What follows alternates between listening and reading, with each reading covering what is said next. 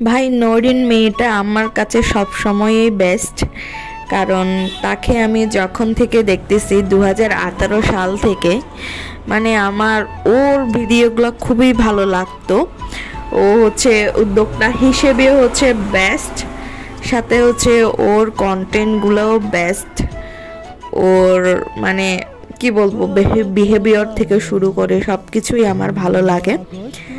ভাই মেয়েটাকে নিয়ে যে আপনারা শুরু করছেন, মেয়েটা শুধুমাত্র মানে আজকাল বেশি দিন হয় নাই, 2-3 দিন হলো শ্বশুর বাড়ি গেল, এর মধ্যে শুরু হয়ে গেছে সে আগে কার সাথে রিলেশন করেছে হ্যান ত্যান। আরে ভাই সেটা তার অতীত, সেটা নিয়ে ঘাটাঘাটি করার কি দরকার বলেন তো? যেখানে বর্তমান হাজবেন্ড কিছুই বলতেছে না, ফাউল পোলাপান, আপনারা এটা ওইটা নিয়ে পড়ে আছেন। আপনারা আছেন অন্যের বউরে নিয়ে হ্যান ত্যান বলতে। ভাই নিজেদের চিন্তা করেন আগে।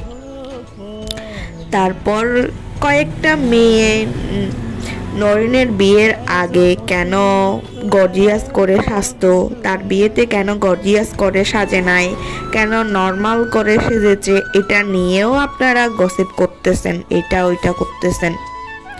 এগুলো আসলে ভাই কি বলবো আপনাদেরকে, আমরা মেয়েরা হচ্ছে যে মানে একটার পর একটা হ্যান ত্যান বলতেই থাকে আর কি।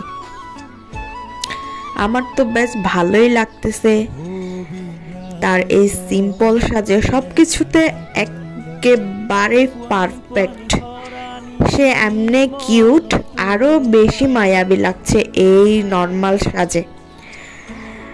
কারো এই বিশেষ দিনে তাকে কিছু না বলাই ভালো, তাকে সমালোচনা না করাই ভালো।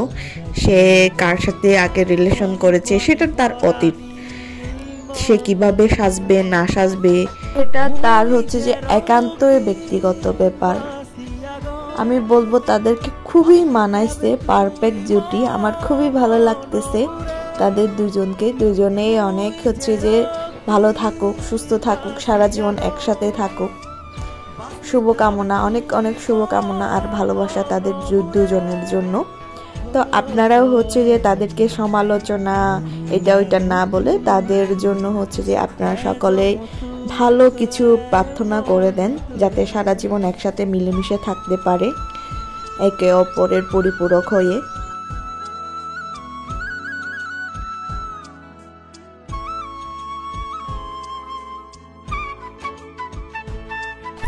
তাদেরকে দেখেই বোঝা যাচ্ছে তারা কতটা খুশি নিজের মন থেকে। তাদের 4 বছরের রিলেশন পূর্ণতা পেয়েছে, মানে তারা ভিতর থেকে কতটা যে হ্যাপি এটা দেখেই বোঝা যাচ্ছে।